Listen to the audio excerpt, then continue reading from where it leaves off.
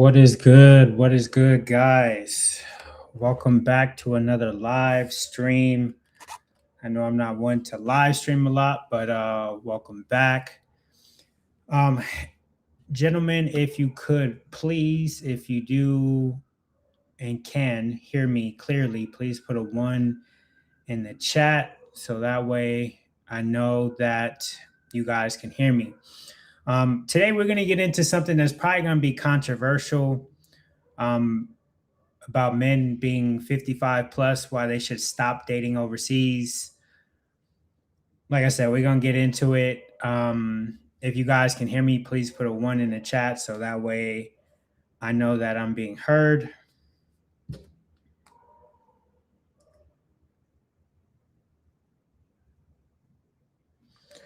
All right, perfect, perfect. We can get this show started. Let me put my phone on silent. That way I'm not going to be interrupted here. All right, so I got a video that I kind of want to react to. Well, it's not really react to. I happened to watch the video previously, which kind of prompted me to talk about this.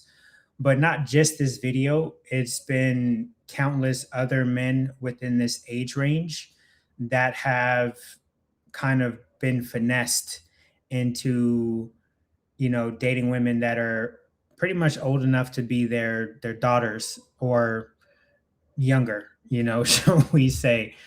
And maybe it's because they've been out of the game so long, or they feel as if, things need to be done the traditional way, the way they used to be done, maybe when they were a lot younger, maybe around our ages. And it's just not that anymore. That's not what the dating market is overseas when you have a lot of predators essentially, trying to come up off these men. There is one guy that I met specifically here in Medellin, older guy, was originally dealing with a woman from the park, younger girl, really, really beautiful, but supposedly he stopped talking to her because she didn't have anything going for herself. Girl, I seen a picture of her. Girl was actually pretty, but instead traded her in to go to a girl who was less pretty just because this girl spoke English, came from a good family, and supposedly had something going for herself. But this girl, or I won't say this girl because she's not making him do anything he doesn't want to do, but he proceeded to spend at least $30,000 on this woman within maybe a 4 or 5 month period. So a lot of the older, retirees are out here tricking, and a big part of it is because they have disposable income. But like I said, we'll get into all that. Some do, some don't. Obviously, some retirees are on like fixed income. I know that, but I'm just saying there are a good amount who have a good amount of money just to just basically f off. So I'm going to bring up this video of a guy who essentially is talking about his first girlfriend in Thailand, I believe it is. So I always say, there's one thing you should try not to do, and that's make exceptions. And a lot of guys, unfortunately, do that once they get overseas. You have guys that are dating, S workers and know that they're S workers. It's not like these girls hit it. They met these girls doing S work. And for some reason, in their own country, they deemed these type of women is non quality, let's just say worthy of dating, right? But they move abroad, and then suddenly that filter is no longer valid. Once you get overseas, now once you get overseas, oh, it's okay for me to date a working girl. So, like I said, we'll get into it, guys. Also, if you can, please hit the like button. Also, it is very much appreciated if you would like to support the stream. I put the QR code up there in the corner, and any donations or super chats are very much appreciated. So I'm gonna start this video. So I'm walking on the side of the building that I rent here in John TM. It's not really scenic or anything, but I just wanted to give like a different look, even though it's, more plain. And I wanted to talk about something that's pretty serious. And I made a video recently about Thai girlfriends or just, having a girlfriend, rushing into things and stuff like that. And there was a reason why I made that video. And I didn't disclose that during that video because I didn't want to at that particular time, but I'm going to do it now. And this might be a little bit longer of a video. I'm not sure how long it's going to end up being. So I have no idea how old this gentleman is, but I would say he gotta be at least in his mid 60s, at least mid 60s. So you get a ton of guys, like him that maybe have been unmarried for a while, maybe divorced, but essentially they're now thrust back into the dating market. Excuse me. They're now thrusted back into the dating market with and trying to date. Well, their competition, of course, is younger guys, but they're also trying to date women that are half their age or younger. Now, for a lot of these guys, they may not have the looks that the younger guys have, everything else the younger guys have. The one thing that they do have is money and time. Now, to me, this equals a bad recipe for dating because a lot of times they just start leading with money or wanting to, let's just say, start providing right away because they think, oh, okay, this is the way it needs to be done. We'll get into it more, but I want to play the video. Because there's a lot of stuff to this story. So I had my first Thai girlfriend was someone that was introduced to me by another person.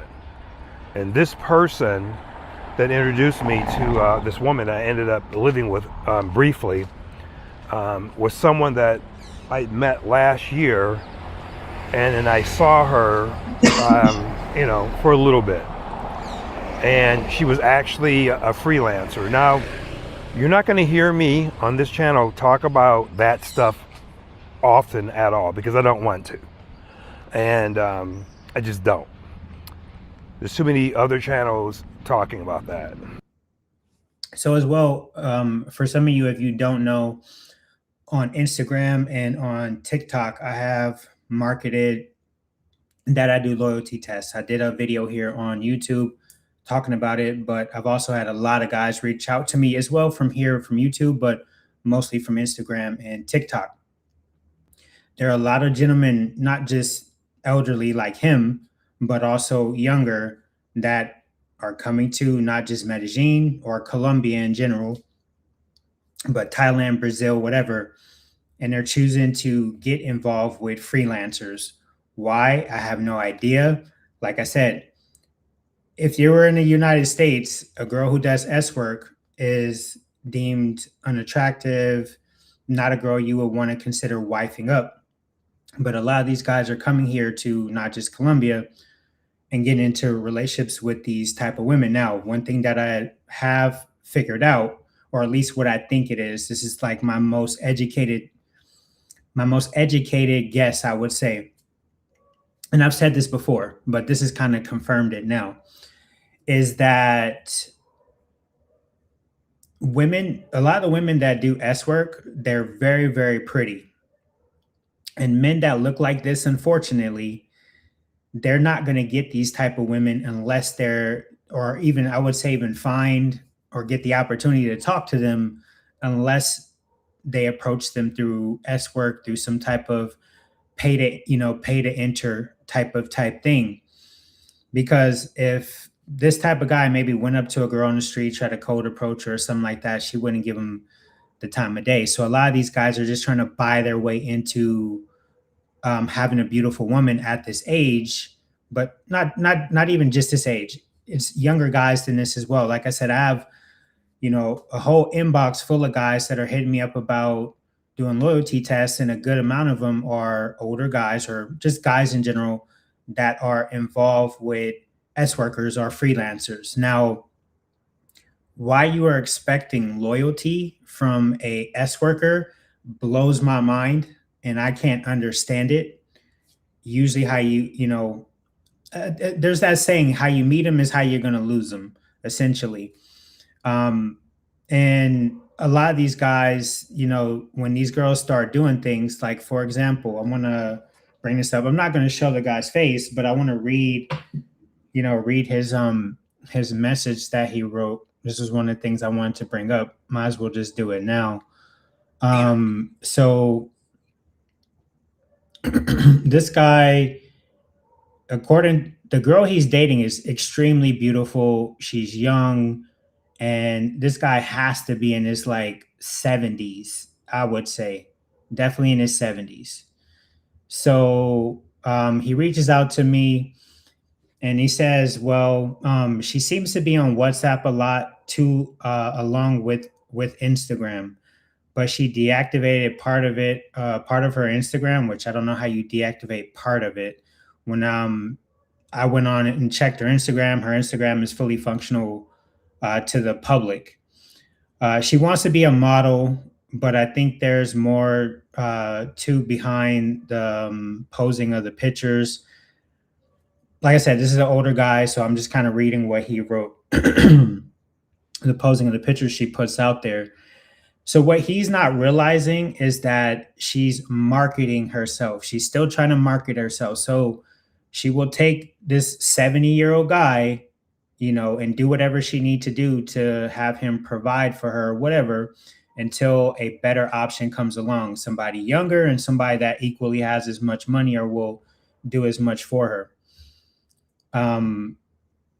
She wants to be a model, but I think there's more to behind the posing of the pictures she puts out there. She doesn't put herself out there like floating her body or anything, but I know people are hitting her up, which at least he does know that. He's smart enough to know that random guys are going to be messaging her on Instagram.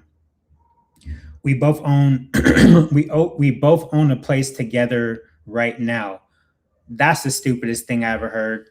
You bought a place with a younger girl, and I mean this. I see this ending how it ends for most guys around this age. The girl ends up finessing him out the place, and she gets a whole apartment that he essentially is paying for. He's saying we both own the place. Clearly, she didn't put any money into it, so I don't know how you both own a place. You own the place. She's just living there. But if you put it in her name as well, then yeah. So we both own a place together right now. She's out. She is out in another area that she was supposed to go for a couple of days with her girlfriends, but her girlfriend backed out, and she went ahead and did the trip anyway. Why I'm sitting here in our place that we own together in Bogota. She's due back tomorrow, but not one time does she ask me to even go with her since her friends canceled. I've been with this girl for over 2 years now, and I've been with this girl for over 2 years now. This one does not sound right to me. I left him a voice note and I said, 100%, your spidey senses are correct. She was supposed to go on a trip. And the funny thing is, this guy has the exact same story that this guy has.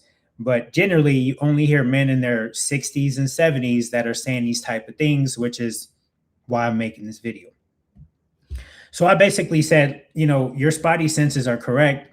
It don't sound right. She was supposed to go on a trip with friends, but her friends supposedly backed out, but she's still going to go on that trip anyways. Women don't usually travel by themselves. We all know this. I mean, obviously she probably has his credit cards, his money, whatever. So, she could probably pay for it, but most women don't travel alone. So, he goes on to say, now there's no way she can see, or no, that's something different. Let me skip past this. So I look at her Instagram. She has a lot of travel trips. which as men, we all know whenever women are traveling and someone's taking the picture, it's usually a guy behind the picture because when women travel with other women, they post Instagram stories, they post they post pictures with their friends and their family. They don't mind putting that on their Instagram. But if you're just a sponsor, you're not getting put on their social media because they don't want to lose out on potential options. So he says, and 90% of them trips you see there, I was with her, but that's a couple she was, or a couple of them she was with friends. He said, where was it? So he said, like I said, some of them is me holding the camera, but she always says she doesn't want to put she doesn't want to she hold on lost my place here. Like I said, some of them is me holding the camera, but she always says she doesn't want people to know her business, and that's why I'm not on none of her stuff. She wants to look professional as a fashion model, which is what she wants to get into. I'm also not on her TikTok either. That's what that's what I kind of figured because I basically told him that's a lie. She just wants to keep her options open. He says that's what I figured. That's kind of what I figured, and that's how I'm starting to feel. She's all over my TikTok, and I'm friends with her on TikTok. I have people here, and they hit me up because of her, which I think they're just checking me out to try to figure out if we're together or not. I'm not. They probably think it's her fucking dad. That's probably what they think what they think it is. They probably think it's her damn dad because the nigga looks like he could be her dad. Um, so they're probably hitting me up to try to find out if we're together or not. But this is why I'm having you do this loyalty test before I go any further in a relationship. By the way, they are engaged. So this is just one of many stories that I've gotten like this from guys who are in their 50s. And one of one of my subscribers who I met up with, his name is T Mac. Real cool guy. Now, of course, this doesn't apply to everybody who is in their 50s, but 50 to 55 plus. Obviously, this doesn't apply to everybody, but there's a large majority of men that this does apply to. I would say more than what it doesn't.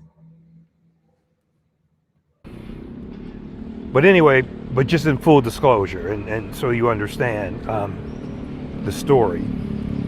So I met her last year.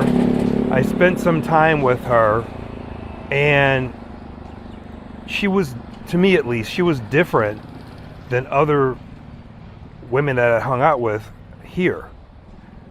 She seemed much more genuine of a person, and she was very affectionate, and it didn't seem phony. It seemed real, right? So we spent some time together, like I said, last year, and then I went back to America, and I was in America for like 5 months, but I was in touch with her when I was there, and she's from an area that's like 4 hours outside of Pattaya. She wasn't a big fan of Pattaya when she was here working here. Shortly after I left last year, she stopped being a freelancer, and then she was working a regular job, making like 350 or 400 baht a day. So we would video chat and see each other when she was at work. So I know that's what she was doing at least part of the time. But she told me she was no longer, doing the other thing. So then, and at that time she was actually still working in Pattaya area. But then she ended up moving 4 hours away or so, where she's from, 4 or 5 hours away. And she told me that when I came back here, she would come see me. She would visit me. So then we lost touch for maybe about a month and a half or something like that. And the next thing I know, she got married. And hadn't talked about this man or anything. She married an American, twice her age. I mean, a lot of that happens here, and I've dated people much younger than me. And so he's like twice her age, an American, and he has money. I mean, money, I guess, because what she told me is that, you know, she has 2 children, and he was paying for their school, 300,000 baht for private school. He was paying for the apartment and everything else, and he was sending her, because he was traveling back and forth from America to here. Sorry about the dog barking here. He was paying like, sending an allowance to her of 100,000 baht per month. Now, I've heard stories about allowances, high allowances, and, you know, sponsors and stuff like that, but I had never heard a story involving that much money. So she ended up getting married to the guy, I guess 2 or 3 months after meeting him. And I think she might have plans of going to live in America with her children with him. I'm not sure. But anyway.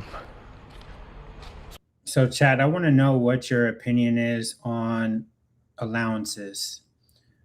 What's good, DCRP or DC? My bad, I'm slaughtering your name, DCPRT. What's good, man? Chat, let me know what's your opinions on, you know, on allowances. Do you think you should give a girl allowance? In my opinion, I think, you know, allowances is tricking, in my opinion.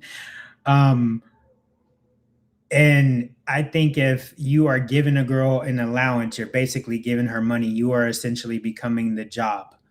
So she is going to do whatever. She's going to try to keep you happy or whatever because she wants to continue to get that money to come in. Now, of course, you normally very high net worth individuals are usually the one giving allowances. But to me, that's essentially a sugar baby, you know? So if you are supposedly trying to find something real, and you're giving the woman an allowance, that pretty much makes you a trick at that point. You know, let's just keep it real. We call a spade a spade. You know, if you gotta give a woman a certain amount of money per month, regardless whether you think it's a large amount of money or not, it's still tricking. And like I said, if you become the bag, of course, she's going to do whatever, hustle, do whatever she needs to do in order to keep you happy, to keep that money coming in, especially if it's enough to support her to not work. So now I understand if it's your girl and you want to pay for things or whatever, but still, I just don't believe in giving an allowance. That's just me. So, you know, you guys, let me know what you think in the comments.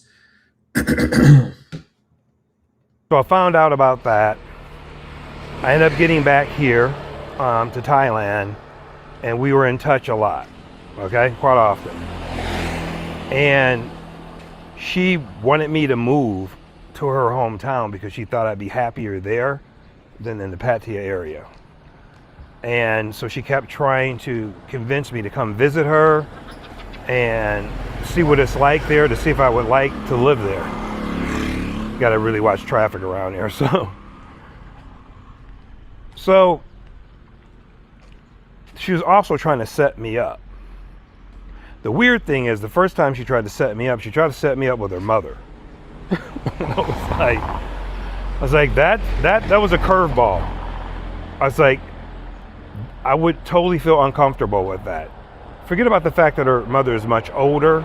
It's just the fact that I had been with her before physically. And I just, you know, that was weird to me. So I was like, yeah, no, I don't think so. So then it was like maybe a month. Man, what is up with this nigga's ear? This shit is distracting as fuck. I'm over here trying to ignore that shit, but this shit is like fucking hanging out like, man. A month and a half later, 2 months later, she asked me if, I'm gonna show you some of the area here. So she asked me if I had found a Thai girlfriend yet, and I said no. So she wanted to introduce me to her cousin, and her really close cousin. I guess they grew up in the same house together and stuff like that. So she wanted to introduce me to her cousin, and she sent me a photograph, and then that same day she put me in touch on WhatsApp with her cousin. And so we started talking that day, and it was close to my birthday, actually. Very close to my birthday. I don't want to really get my birthday out. And so she actually took off of work and she came to visit me, and she worked or lived maybe 45 minutes or an hour away from me. So I thought that was, like a really cool thing for her to do. So she came over and we hung out for like the day. And we had fun. We watched movies, stuff like that. We kissed a little bit. I'm not gonna get, but that was it. And we just there was like a spark and there was some chemistry with her, right? Now, the cousin, right? Not the one that introduced me to her, but the new one, the one I ended up with briefly. She works at a restaurant. I won't say her name. I won't say anyone's name or places where they work or even where they live, as you can tell. So she works at a restaurant, and she works 6 days a week, and she works literally like 12-hour shifts. So basically, go to work sometimes at 8:30, 9 in the morning, and wouldn't get home until 11 o'clock if she came directly. So one of the things I don't understand as well is if are in Thailand, I don't know how much money he makes, but I would assume you would be able to financially support the household and maybe even her a little bit, to where, if anything, if she's going to work, she only has to work part-time and that's it. But she doesn't have to work full-time, at least even here potentially in Colombia. But why is your girl having to work that amount? Like I said, I don't know this man's finances. So From work. Sometimes she'd end up going to work at 11 and then coming back at 11 at night, but always at least 11 p.m. she would be home. But typically she'd be gone 14, 16 hours a day. So I had the bright idea, and it was not a bright idea at all, of having her move in with me. I thought I was safeguarded because I'm the only one on the lease. So if it didn't work out, I could ask her to leave. And my logic at the time was, at least we'll see each other, So it might be when she gets off of work, I stay up, and we go to bed together, we wake up together, and she goes straight to work. And that's what it was when she was home. Basically, she'd get home, take a shower, say 2 words to me, and then unfortunately get on her phone, and then go to bed. So she moves in with me, right? On her day off. We don't spend the day off together. I thought it was a little bit weird. She has a friend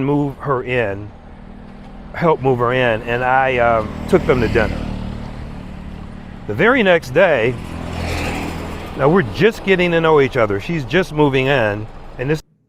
Yeah, why you're moving a girl in that you don't know very well, like you barely just met, is stupid. But these are the type of mistakes that older men tend to make on like a consistent basis. It's not even just one story every now and then. It's like a consistent basis. This is the first red flag, and I didn't ignore any red flags. I just should have ended it. Jay King, man, what's good with you? So basically, what's going on? If you saw the thumbnail, the topic of discussion tonight is, men 55 plus should not be dating overseas. And the reason being is because a lot of these guys are just constantly getting finessed. I hardly ever see any actual success stories. These guys are too old to start families or anything like that. So, in my opinion, I think they should just stick with pay for play, live out the rest of their lives, and ended like that. But they want to continue to try to find a wife and stuff like that. Um, at these old ages. So what's going on with him? Essentially, he was in Thailand.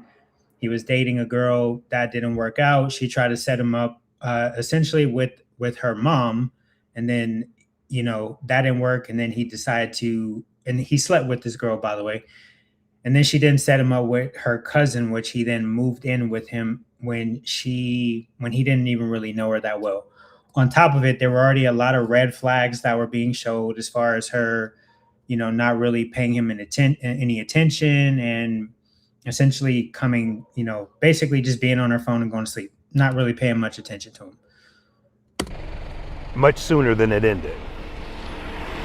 So the next day she actually gets home from work. This is day 2, right, of living together. She gets home from work at like 8 o'clock, which is early, and she goes, I want to go out with my friends. Now, I didn't want to seem controlling any way whatsoever. She just like asked me permission, and I said, okay, even though I was a little bit annoyed because, she just moved in and she wanted to stay out until like 1. And then I think we agreed. She said she'll be back by midnight, and she got back around midnight that night. All right. But it was a red flag. And after that, the next thing that happened was that she said that they had some maintenance work that needed to be done at her shop, and that her and a coworker, sorry guys, loud around here, a lot of motorcycles. Her and a coworker, they would be staying at the shop all night or until the work was done, and she would send me pictures of her by the time clock, showing what time it was and that she was actually at work and not doing something else, right? Because I thought it was odd. I never met anyone who had to stay overnight at a restaurant at work, a waitress or something, because maintenance needed to be done. It's very unusual, right? My thing is too, is the girl has been living with you all but 2 days, and you know, I guess you're accepting these type of excuses. For me personally, I would have fact checked this. First off, that if the restaurant well, I'll say this: you should know if the restaurant she works at is 24 hours, and if it is or if it isn't, and if it is, then you can swing by and show up and go talk to her at any point.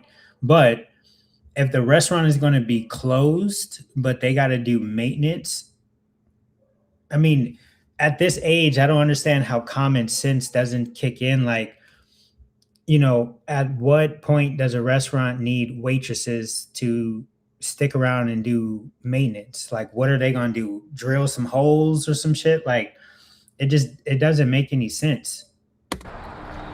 So that was another one.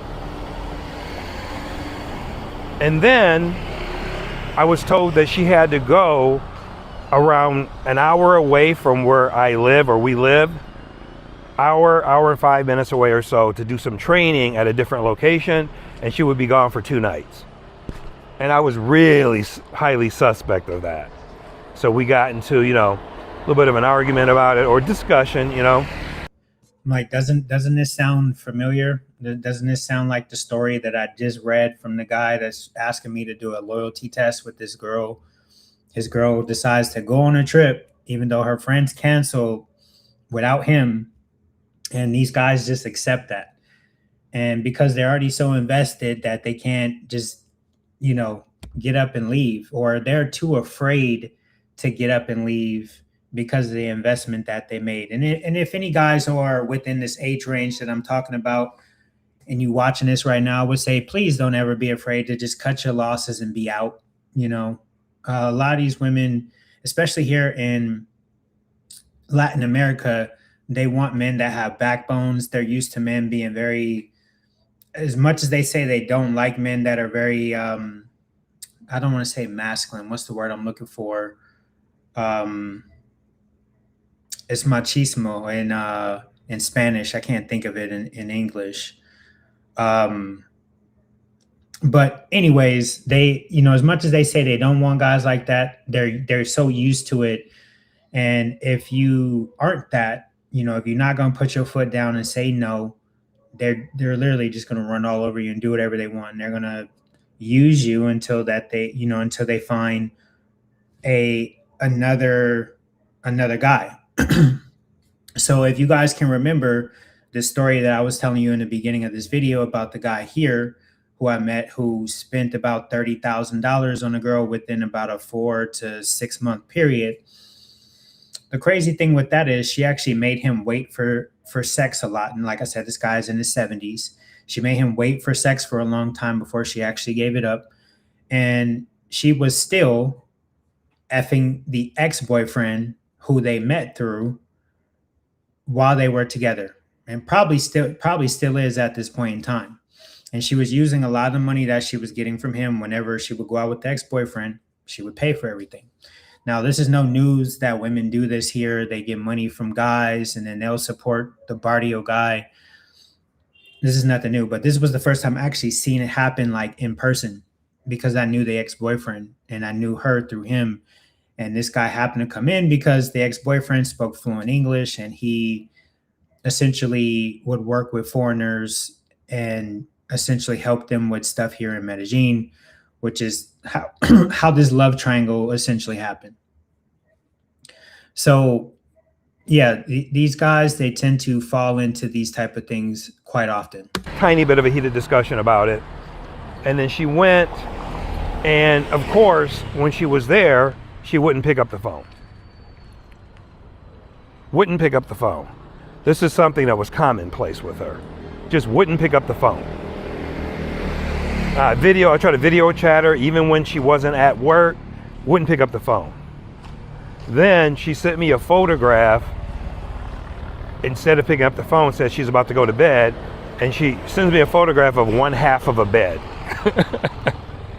Like literally, one half of a bed. So of course, in my mind, I'm thinking stuff, right? Of course I would be. So that happened.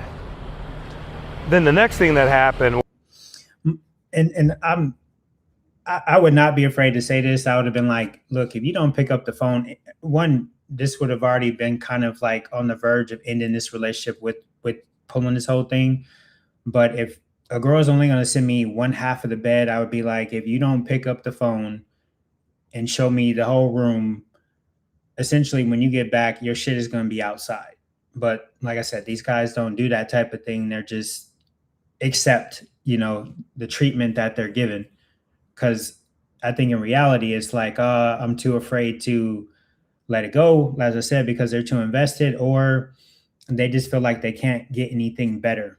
And especially in these ages, in the 55 plus, I definitely do think that abundance, or having that abundance mindset, a lot of these guys are operating more in scarcity than they are in an abundance mindset.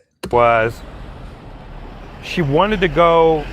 The next thing that happened actually was the following week. This is supposed to be a one-time thing with the training. The following week, she told me that she told me this. She got home at 11 o'clock at night, and she tells me that the next morning she has to travel to the same location and cover at that restaurant. Not training, she has to work there because they're short on workers. And that she would be gone for 2 nights. But when we were talking about it, she was flip-flopping. She said 3 nights, she said 2 nights. At first she said 2 nights, and then I asked what day you would be back, and it ended up being 3, but then she flip-flopped and said no, it'll be 2. So she ended up being gone for 3 nights because that was the original plan. And of course, and this dude had never thought about going down to the restaurant that was close to them that she worked at to confirm this. Nothing. Just, all right, I'm gonna take it at face value. Whatever you say is, truth, and that's it. I can already tell you she was fucking some dude in another province, and it's probably a local guy, a Thai guy, and that's what she was doing on those times where she's gone for 2 nights or 3 nights or whatever else. And you couldn't realize that. She doesn't pick up the phone when I call her at all, and I barely hear from her. Now, of course, I should have thrown her out, you know, respectfully. I should have went, you need to move. Please find something as soon as possible.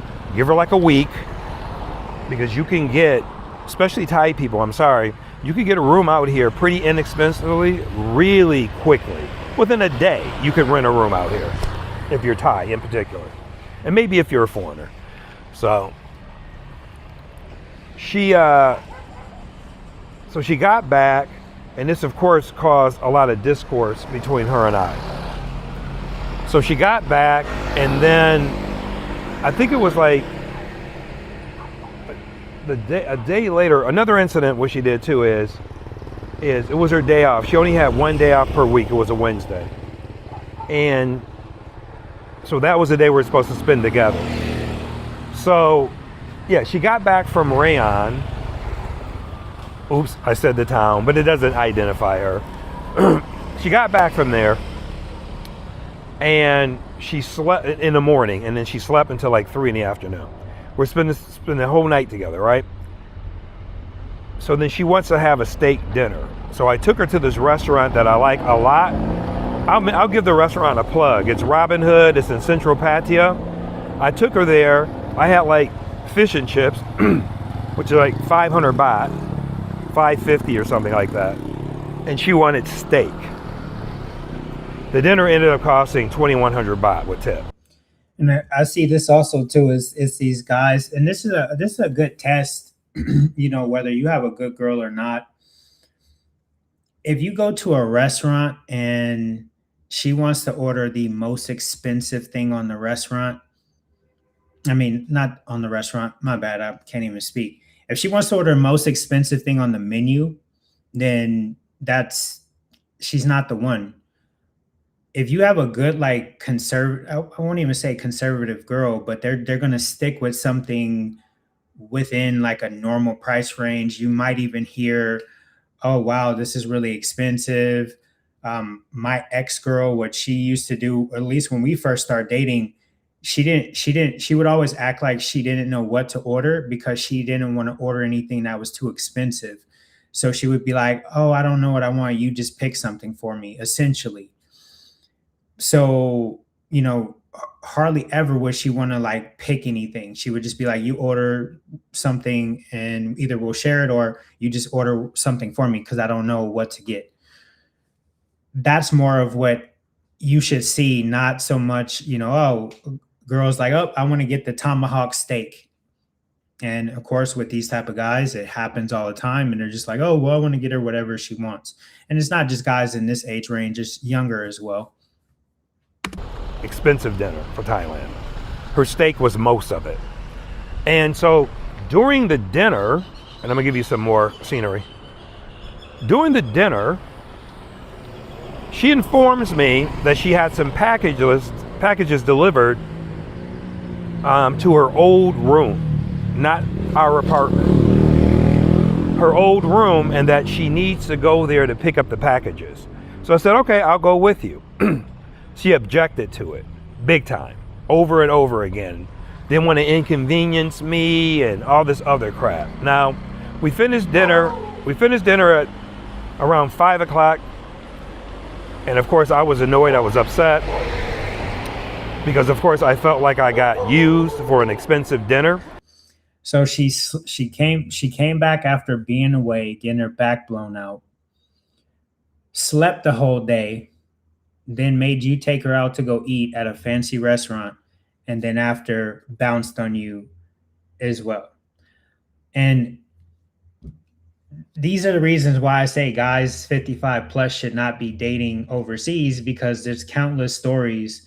Like I said, I got more in my inbox of guys who are around his age, same thing, you know, who, oh, I don't know if I can trust this girl. I want to, you know, give her a loyalty test because, you know, XYZ. They explain a lot of the same things. It's like, just leave the fucking girl. That's it. It's that simple. She didn't tell me about it until after I had already ordered. So it was planned. It was very manipulative. And so that evening, she didn't get back home until 10:30 at night, and told me that the packages were delivered at 7:30. But then she went to get a bite to eat, something to eat, and then didn't get back until 10:30 at night, right? So of course it's all shady behavior, incredibly shady behavior. All right. So now, of course, I think she's up to something. And of course I thought she was up to something long before that, but I just, for some reason, didn't kick her out. I didn't kick her out. I don't even know if I want to give her the benefit of the doubt, because look, I'm not an idiot. All right. It's all shady behavior. It's all unusual, and it's all rapid fire. So the next incident, and these incidents come sometimes 2 or 3 days apart. The next incident is the 3-day stay. And I think I talked about that before. The 3-day stay. She gets back and she sleeps. She gets back from her 3-day stay. Actually, she goes to work again. She gets home and she tells me that there's a party that she wants to go to. She gets home a little bit early that day. There's a party, her girlfriend's birthday party, and she wanted to go. Now, she spent almost no time with me, right? Almost no time. Now, she's living in my apartment, which I'm overpaying for, rent-free and utilities free, because I just made it that way. And she's also getting a small allowance of 10,000 baht per month. So, and I know some of you guys are totally against allowances. I thought it might be fair. I'm not even saying it's a good idea to give your girlfriend an allowance or not. It's not 100,000 baht. I'm poor. So she goes out and she gets dressed, right? And I'm upset about it. And we're having a discussion and an argument. And she gets dressed and then she puts on this skimpy outfit. It looks like a bar girl outfit. And I couldn't believe it. I had never seen it before. I'd never seen her dressed like that before or anything. And then she said she'll wear jeans. And I was like, yeah, you're going to take the jeans right off when you get to the club. So that evening, she's supposed to be back by 3 a.m., which is late when you have a girlfriend. That's late, okay? For either you're someone's boyfriend, husband, girlfriend, wife, and you're out to 3 a.m., that's kind of late when you're with someone. So she's not home at 3. She's not home at 3:30. When someone's supposed to come through the door and you're not going to wake you up, it's hard for you to sleep. So she's not home, but then she sends me video of her dancing. I can't tell if she has the jeans on because it's from the waist up, but I'm sure that she doesn't. Then around 4:15, she sends me another video of her dancing, right? So, which, by the way, these all could have been pre-recorded videos that were recorded within the first hour. And then she went to go meet whoever she was going to meet and then just kept sending him, those videos throughout the night. I think these old guys don't think about that. They don't, they don't think about the level of finesse that these women are capable of. But nevertheless, this is all stuff you shouldn't be, one, like tolerating or accepting. And then two, it shouldn't be something that you're further rewarding negative behavior, which he does. I can't sleep. I'm up. She gets home at 7 a.m. Yeah. 7 a.m. And I know, how could you possibly not have thrown her out by then?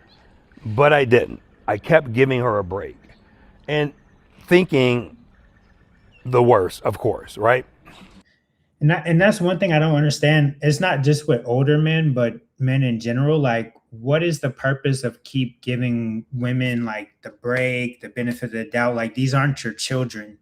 It's not your daughter where you got to accept bad behavior. You got to scold them. You got to try to teach them. Like, I understand, like, yeah, there's some few things, like if there's some little bit of things that may be disrespectful in the beginning when you're first learning, of course, you got to, you got to tell them what it is, and you got to try to, correct the behavior. But if the behavior doesn't get corrected and it continues, then at that point, it's just blatant disrespect, and it's done purposely. It's not something that is, oh, they just didn't know, or, I don't know how old this girl was, but, I'm guessing she's old enough to understand what's right and what's wrong. So, it's not like she didn't know what she was doing.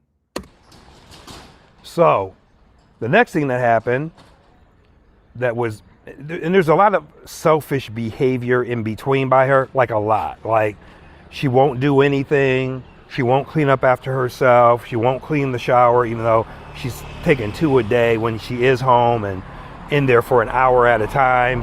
Won't clean her hair up, won't clean the shower, won't do anything.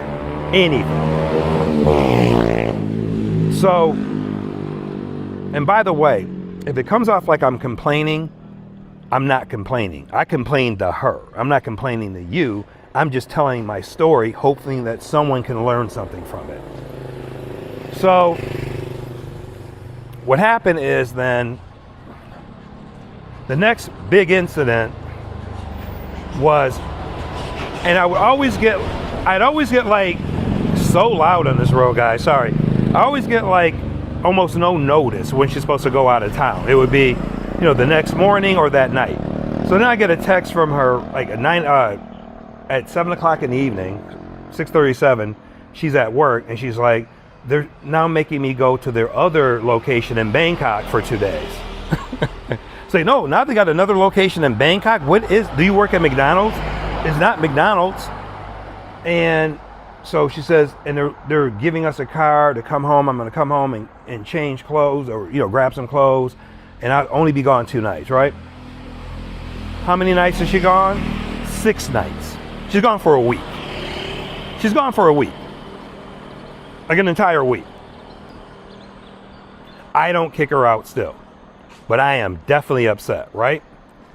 Now, another mistake that I made, right? And it's a simple mistake. And if you watch other videos that I've made, that is only something that I would refer to about my behavior. I don't like the word, but I will call myself that when I made those type of mistakes. But I will not call anyone else that. So anyway, simp behavior by me. So I don't kick her out, but there's a gift that I purchased for her, like a fool. When she moved in, she had an old iPhone. So I bought her an iPhone. Now, So the chick, on top of it, she's going out, staying out essentially against your will, or not necessarily your will, but she's going out and staying out against your liking. She's not answering the phone. She is disappearing for a week. And then on top of it, you decide to give her a brand new iPhone because she has an old one. After all of this behavior, and like I said, this is the most common thing with older men, especially in this age range. You know what? Let's just be real. This happens with men of all ages, but I'm just saying I do tend to hear these stories more with men that are of this age range. And they'll say like he's saying like, oh, at least he understood it as simp behavior, but they'll continue to do it. Not just, after the first time. They'll meet a new girl. It's a new situation. It may not be exactly the same, but it's similar. And, you feel like, oh, I need to do everything I need to do to make this girl happy, even though she's not upholding her end and doing the things that she needs to do. But man, it's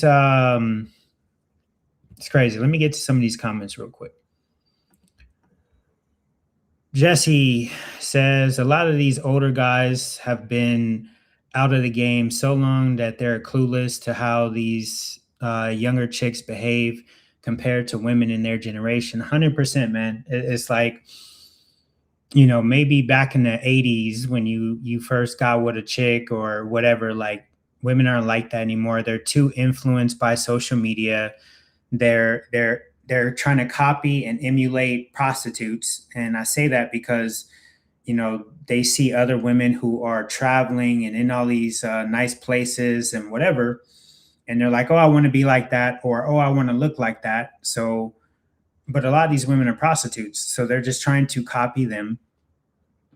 And, if you're, all women are going to test you. I've said this before, and they're gonna move based on how you pass or fail these tests, or I won't say pass or fail, but let's just say how you handle these tests.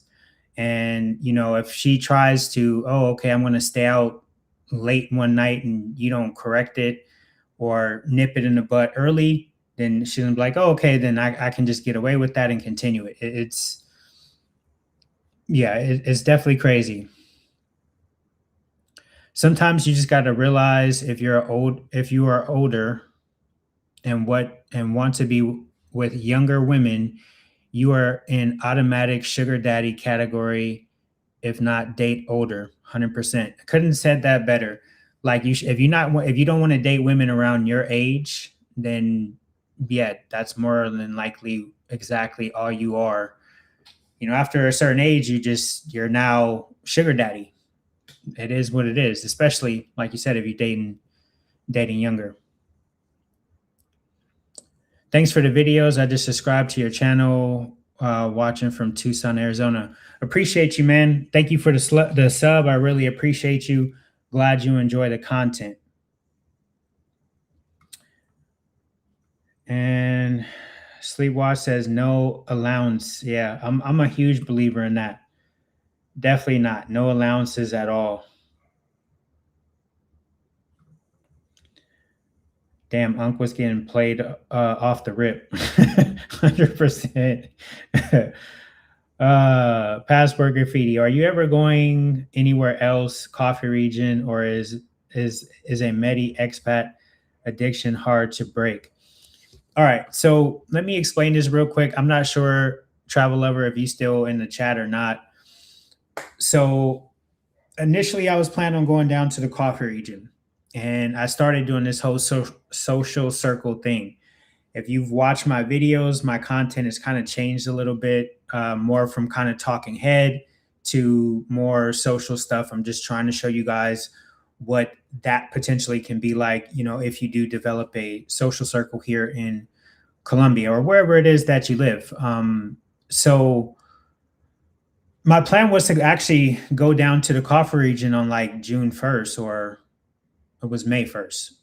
May 1st, yeah. May or June, one of the two. I think it was June 1st. But I decided to start doing this whole social circle thing, and I already had connections here in Medellin from when I did like the best restaurant videos and whatever, other things. So yeah, I could have moved to the coffee region and basically started all over, but I already had connections here, so I just decided to stay here.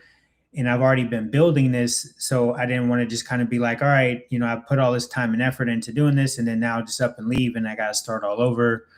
So I just decided to stay for now. But I do think what I will do is I'm going to plan a trip to go to Monteria, Colombia. I've said this many times before. So many guys are sleeping on Monteria. There are so many beautiful women that I've met here in Colombia, brown skin, beautiful skin tone. They're all from Monteria. And everybody goes for like, when it comes to the coast, they go for, maybe Santa Marta, they'll go for Cartagena, some go for Bucaramanga. But I'm telling you, like, Monteria is very, very slept on. A lot of beautiful women in that area, and they're all going to be like that brown skin tone. So I'm planning on going there for like a weekend. Usually I hate to just go somewhere for like a short period of time, because I just don't feel like you can get a good amount of content, a really good feel for it. And you can't really report on something because you don't have a good enough sample size to actually be like, okay, this is what it's like to actually have boots on the ground here. You're getting such a small sample of it. So, but I am going to try to, meet some people out there ahead of time before I do go. I'm just trying to figure it out. Um, these flights used to be super cheap, man. It used to be like 50, $60 to go to the coast. Now it's gotten more expensive, obviously, not just with the stuff that was going on in Iraq. In Iran, not Iraq, in Iran, and with Israel and all the oil prices, but on top of it, with Spirit going out of line, which honestly I don't think that had really too much of an effect domestically here within Colombia.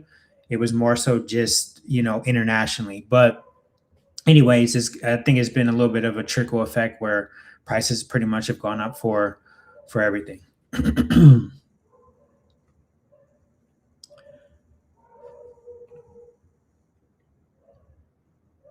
Beast LFC says the story keeps getting worse and worse. Sad guy who is alone. I wasn't going to do it, and I talked to a couple of friends, and I still did it. So I bought her an iPhone 17 Pro Max. So it was a penny. It was like 50,000 baht, right? So the majority of the women, especially here in Colombia, when you see that they have an iPhone 17 Pro Max, there is a large amount of them who have that phone but can't even afford data. And some of these girls, they've saved up money, they've hustled money from guys, whatever it may be, just to get an iPhone 17 Pro Max to not even be able to have internet on their phones. And if you think I'm playing, I'm not. Since I've started this social circle thing, I am around a lot of women consistently. And a good amount of them may have iPhones or iPhone 17, not a good amount of them. Some of them have iPhone 17 Pro Maxes or just iPhone 17s, whatever it may be. And a lot of them can't even afford internet. So, that shows you where their priorities are. They rather have, this shiny new phone to try to appear as if they have a certain amount of status. But as soon as they leave the house and they don't have Wi-Fi, their WhatsApp no longer works. And if you ever text a girl in the middle of the day, or at some point in time, and it just give you that one check, it doesn't give you the two checks to show that it's delivered, but then later they'll respond, it's because of that. It's because they don't have data. And as soon as they leave their house, until they go somewhere where they can connect to the Wi-Fi, they can't receive or send messages. They can still make phone calls through the regular phone, through the regular phone number, but it just won't be through WhatsApp. So it has to be like a local Colombian number or like a local Medellin number, wherever it is that they're staying. And it was a conditional gift, which I thought would work. And basically the condition was we have to be. And that's the thing too, like you should never be giving conditional gifts, because obviously a girl's going to tell you whatever you want to hear to get the gift, and then, or whatever it is, and then go back to doing whatever she's doing. Together a certain amount of time. I'm going to let you use this, but before you open this, you have to agree to that. Dumb behavior by me. And I feel like this guy he must not have any kids, because there's no way. And I always hate to compare. This is about to sound super, super sexist. I'm about to get canceled for this. But I hate to compare women to children, but essentially that's how they are. You have to treat them like children.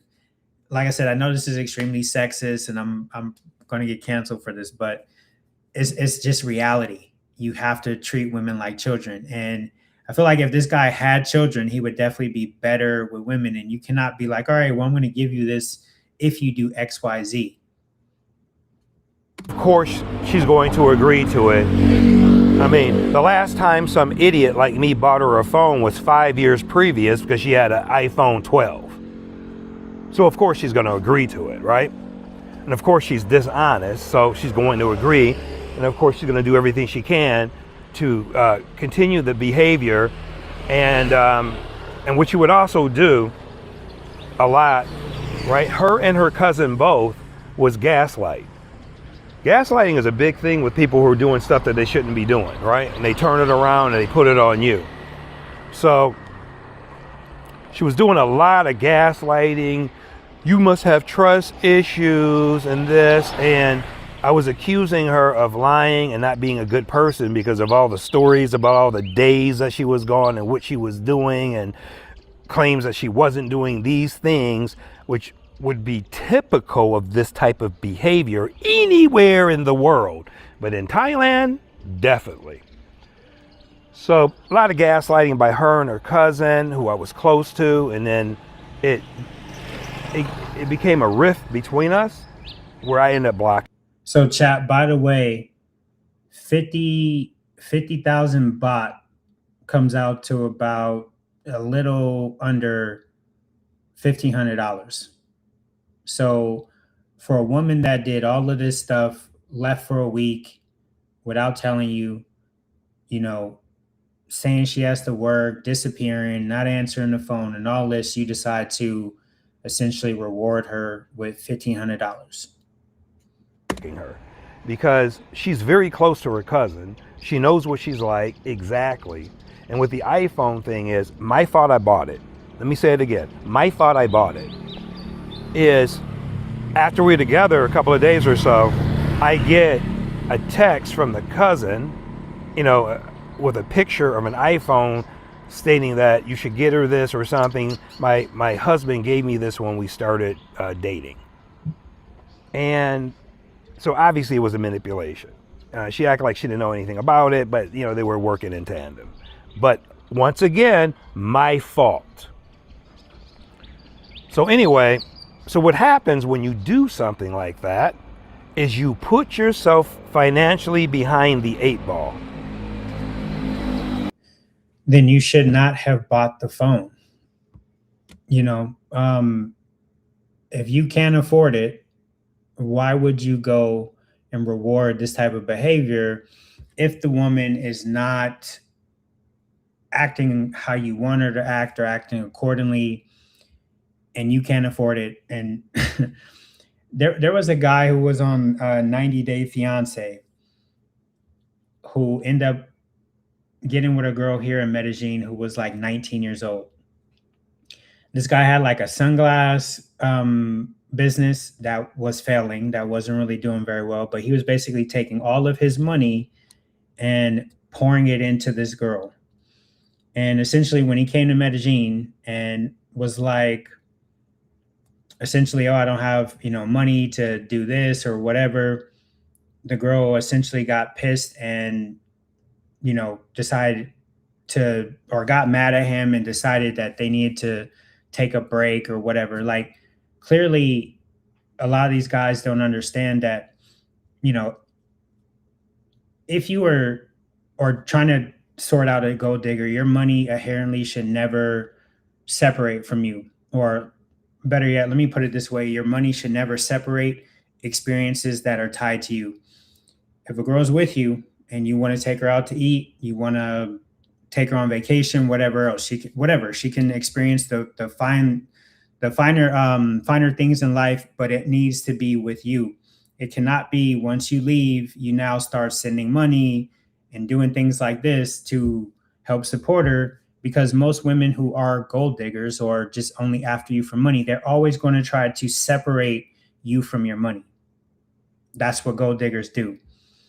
So when a girl's with you, yeah, you can take her out, you can do whatever it is you want to do for her, but that needs to end once you leave.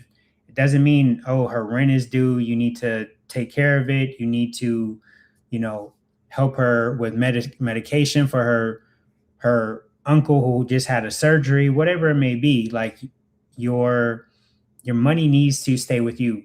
And this is a good comment here.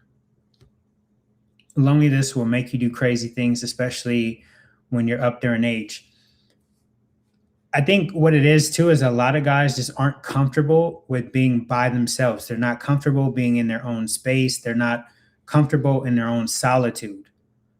Like, there's some guys I know, they always have to be with a woman or around a woman.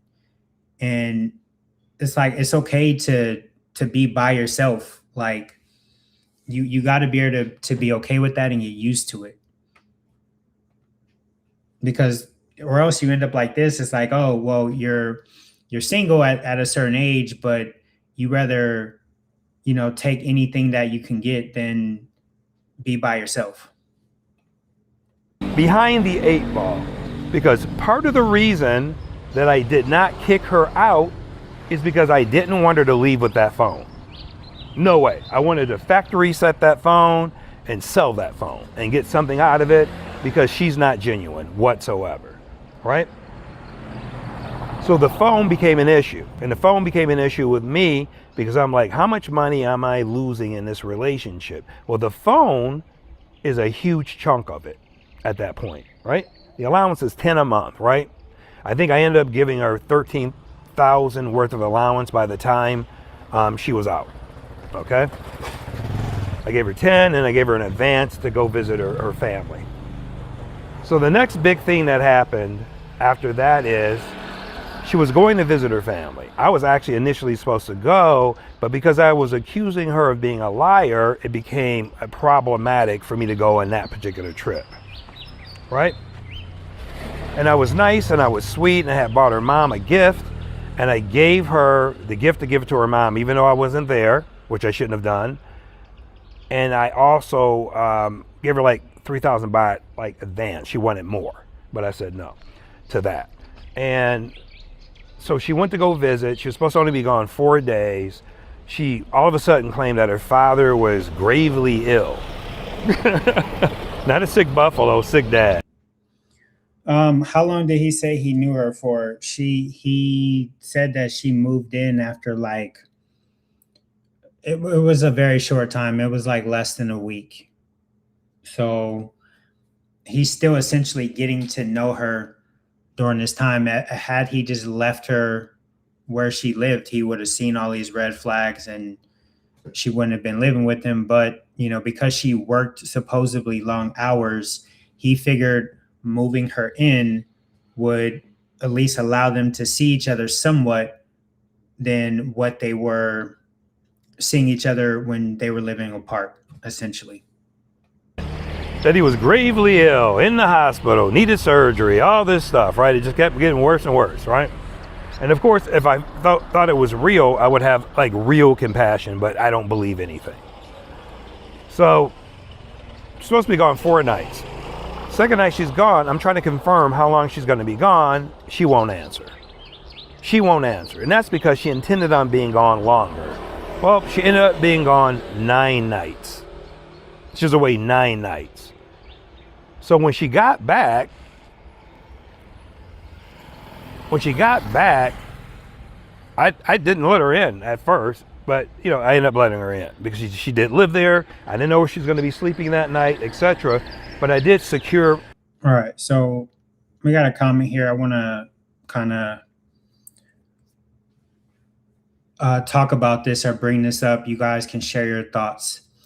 Jesse says, I'm well behind the live. I think allowances are cool if it's for your woman's maintenance. I like my woman looking a certain way, and some of the things women overseas can't afford on their own, I guess is what he was trying to say, not tricking. Okay. So I want to say this. How do I make myself large here? But I want to bring this back up. All right. So your argument is that it's for your woman's maintenance. You like them looking good. So my question to you would be, how were they affording it before you met them? Because obviously she looked good if you met her. She was maintaining her hair, her nails, her makeup, whatever else it is, right? Or else you probably wouldn't have talked to her if she was looking busted. So clearly she didn't have an issue maintaining that maintenance before you ran into her. So I don't think this is a strong argument that if it's for their maintenance, because they don't have any problem maintaining themselves to try to meet and attract men before a man comes into their life.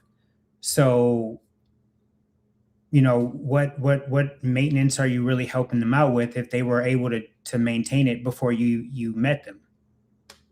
That's all I got to say.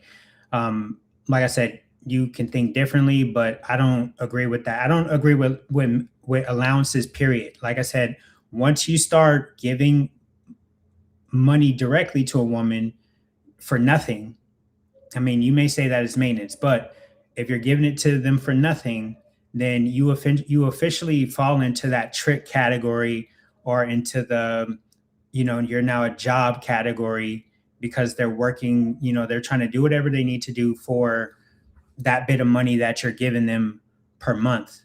Like, ideally, it works out better when you have a woman who can at least somewhat financially support herself. She isn't that broke where she needs your help for maintenance, ideally. I also feel like that's you can turn into other things being asked for. It's definitely gateway. 100%. That's how it always starts generally. It starts off with, oh, I need money for nails, or I need money for something simple. And then they never stop asking. And I've seen this with friends or ex friends before. And I would tell them, look, do not give that girl any money. They're like stray fucking cats. As soon as you feed them once, they're continuously going to come back and ask for money. And you have to think about it this way: if you had an ATM that was just going to dish out free money when you went to it, you didn't have to work for it, you didn't have to do anything for it. All you had to do was go to the ATM. Do you think you would stop going to it? Of course not. You're going to keep going to it until the shit runs out or until it stops.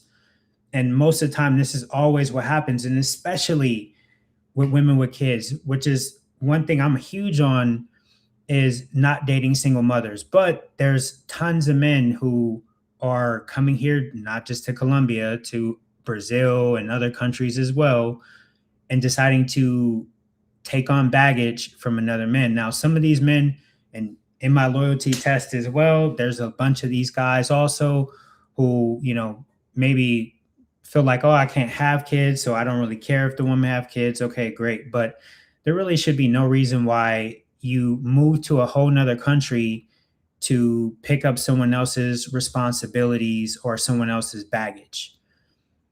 A lot of guys are like, oh, I wouldn't date women with kids in the States, but then they come here and it's like, oh, you know what? Her kids ain't that bad, whatever else. It's like, you know, and I've said this before, that a lot of men are coming overseas, and it's not just men in their late 50s. A lot of guys are coming here to Colombia and other countries to date what I would consider undesirable women. They're dating now. Of course, it isn't like, um, it's the easiest to get nines and tens. So I'm not saying like, oh, these guys are just with mid women. Mid women actually make the best women, in my opinion. And I would prefer a woman who isn't quite a nine or a 10, maybe she's a 6 or a 7, something like that, that I could probably invest a little bit into her and make her into what I want her to be, as far as, maybe if she don't got boobs, get her a boob job, whatever, something simple where, all right, she's a bit of a project, but I can kind of, turn her into what I want her to be when I see like, okay, she's at that point of getting married, marrying her or something like that. But to, to be like, you come here and you're just taking prostitutes, you're taking women, single moms, some with even 3 kids. And it's like, you now are accepting, okay, I'm not only going to have to take care of her, I now got to take care of 3 kids that belong to another man. Why men come across, come overseas to date these type of women, I don't know. Actually, I do know. You know what? Let me stop. Let me stop lying. And the thing is just, it's lack of options.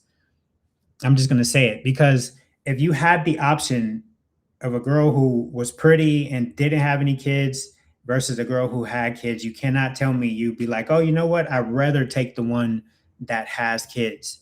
Now, I understand if you don't want to have kids, or you can't have kids, and you're okay with that, cool. But for the most part, no one will convince me that it's a good idea to fall into a woman's mating strategy to find a better upgraded version, or of a guy than the guy that she decided to let get her pregnant and let that man take care of her kids. Like, that is every woman's mating strategy. Or in some case, have two men taking care of her kids. I'm like, only she's winning at that point. She has the baby daddy that's providing some type of support, and now she has the gringo or whoever the new guy is, who's sharing the support. Makes no sense to me.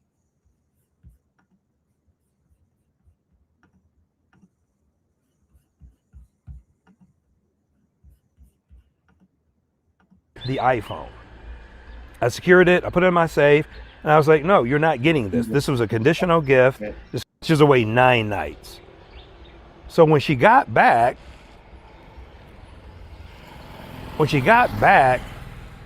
I didn't let her in at first, but I ended up letting her in because she did live there. I didn't know where she was going to be sleeping that night, etc. But I did secure the iPhone. I secured it, I put it in my safe, and I was like, no, you're not getting this. This was a conditional gift. This cost a lot of money, and you've been doing nothing but lying to me since the beginning, right? And then so that day, she was upset, and she went to work without her phone, and she said she couldn't communicate. Guys, please do me a favor, hit the like button. Also support the stream. You know, you guys can send in a super chat or bless the Cash App. It's really appreciated. And let's see, what do we have here for yeah, guys, please get the likes up, hit the like button. It's free. It don't cost you nothing. You may not want to support the stream, but at least do it in a way where you can hit the like button. So I'm going to take a second.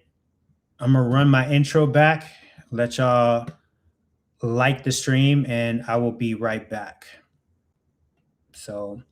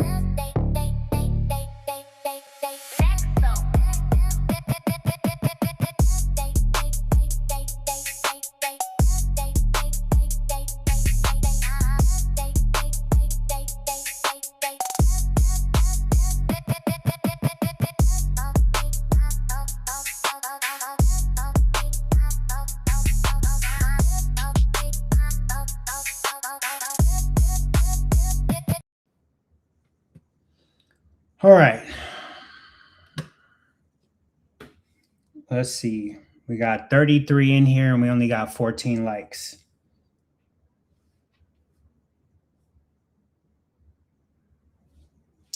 Guys, we need to get the likes up on this stream, please.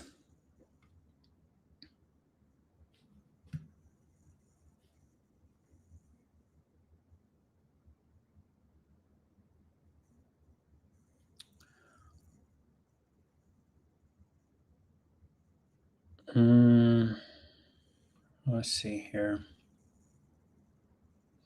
Guys, we still only got 14 likes. We got 33 people in here watching. We should at least have 20 likes. So, guys, please hit the like button.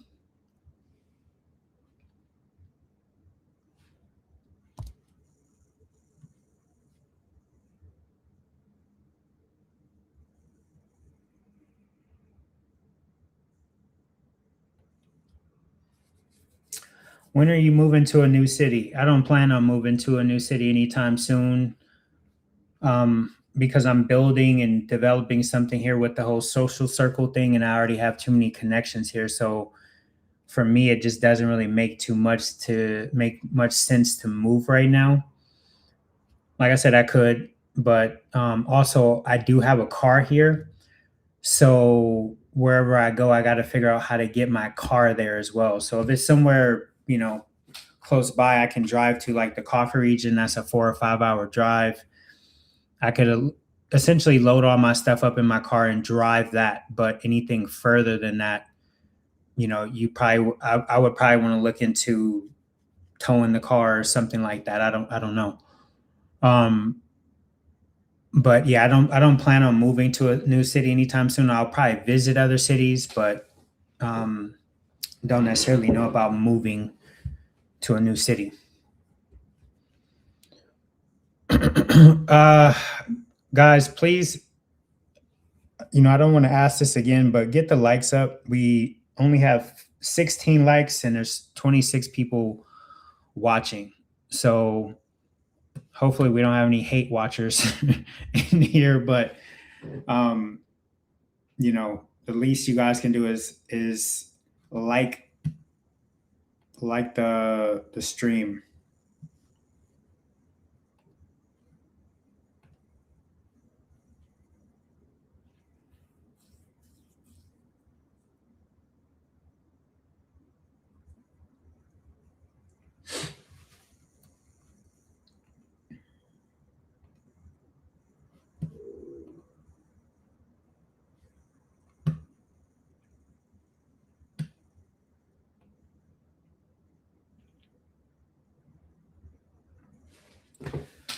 Uh, let's see, 17 likes. We almost there. Can we get to 20? We almost at 20.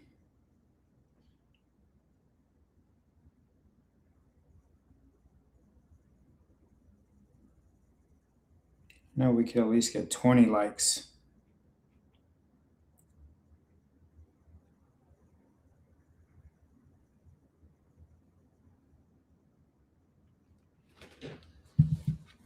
All right.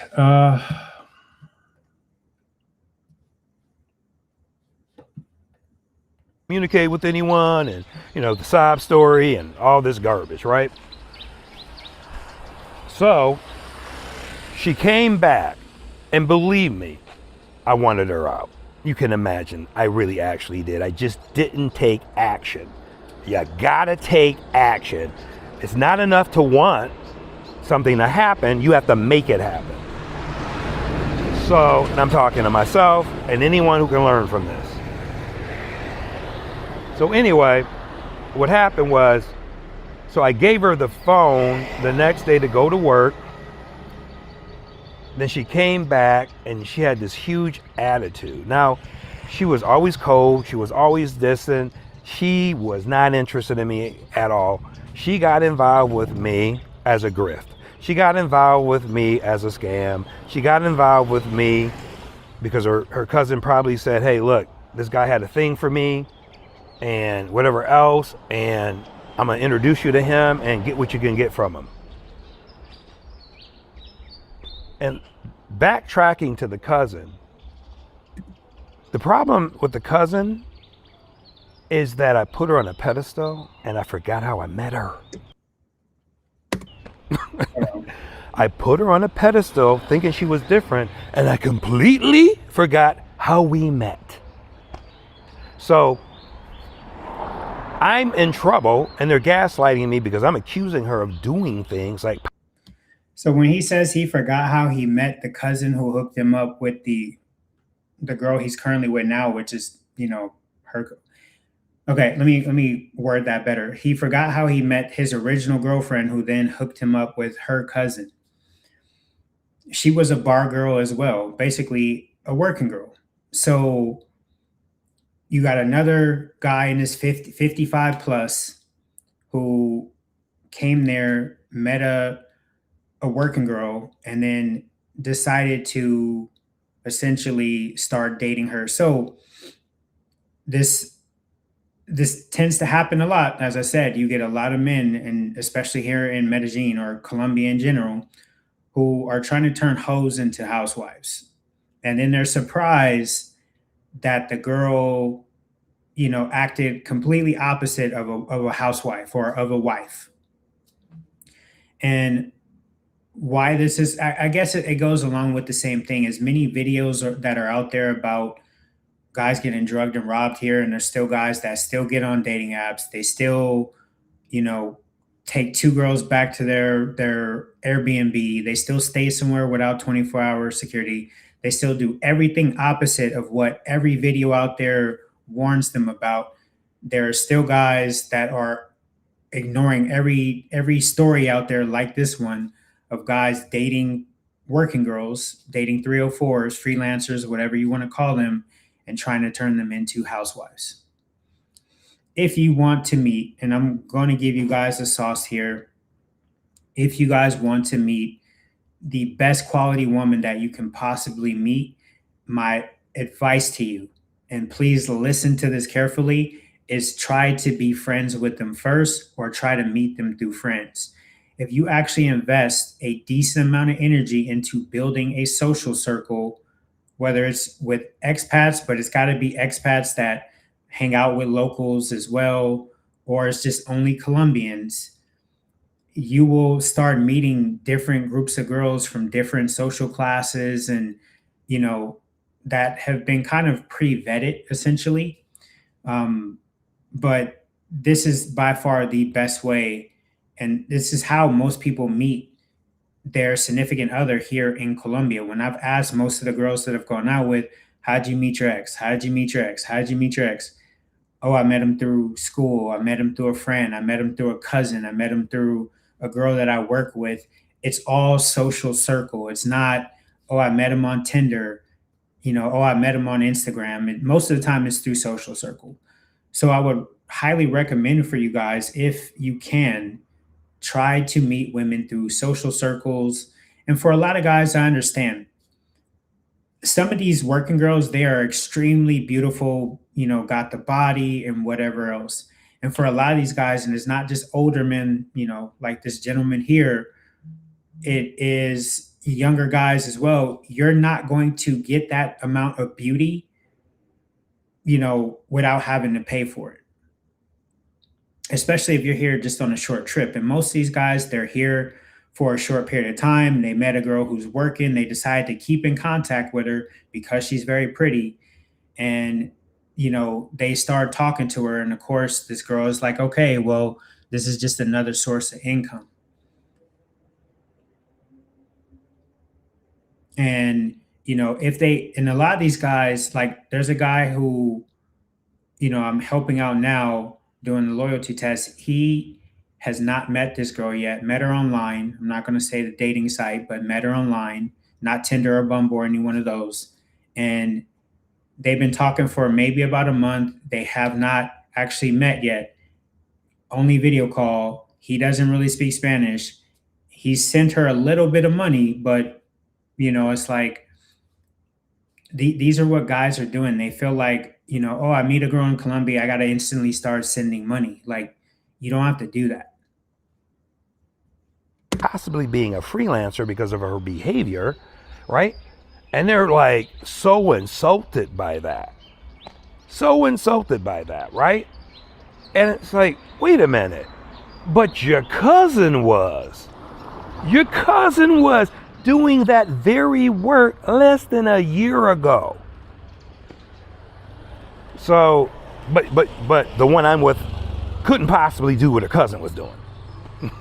So, long story short, and I did warn you, and I hope someone gets something out of this. I really hope you get something out of this because, see, I'm hard-headed, and that has bitten me in the butt many times in life, right? And I don't think it's too late to change, no matter how old you are, and I'm trying to change.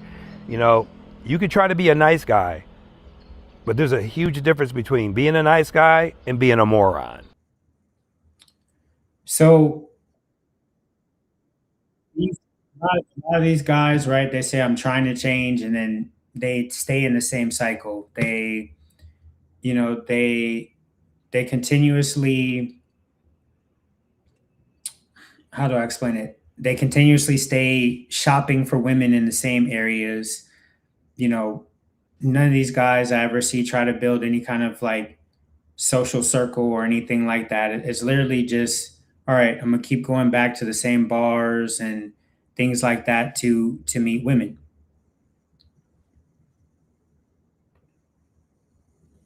All right, so let me see, how do I get this on here? So I have another video that I want to bring up. I dated an Amsterdam red light district SCX worker for 2 years, and this is what it's taught me about. So this is a younger guy. Obviously, it's not a guy in his 50s, 55 plus, but it's a guy who dated a sex worker. I have not really found, actually, I can't say there aren't guys who have talked about it. There's a lot of guys who have talked about, dating S workers. But you know, it's these type of guys that come here, not just, what, I don't want to say here, it's not like it's just only Colombia, but that travel overseas and, you know, start falling in love with S workers and wanting to pick up single moms and stuff like that. Like, these are the guys who are messing up the dating market abroad. I went to Amsterdam 3 years ago, 2023. I was with my boys and we ended up going to the red light district. If you've never been to the red light district, it's essentially this area where you're able to walk through and shop for SCX workers, and they're in the window. So you can see them in the window. They might be dancing, they might be chilling, they might be doing whatever, and then you can walk up to the window, knock on the door, and talk about prices, talk about what you want to do, things like that. Before you get your panties in a twist, it's essentially like a tourist attraction, okay? So it's customary to go there with your boys, smoke hella weed, right? Drink a little bit, and then go check out the, red light district. So we go. I see the girl. I'm like, damn, she's beautiful. I want to go spend some time with her. So I go up, and then So I want to say this. I've been to Amsterdam and absolutely love Amsterdam. But I will say this. The red light district is, yes, it's considered a tourist attraction.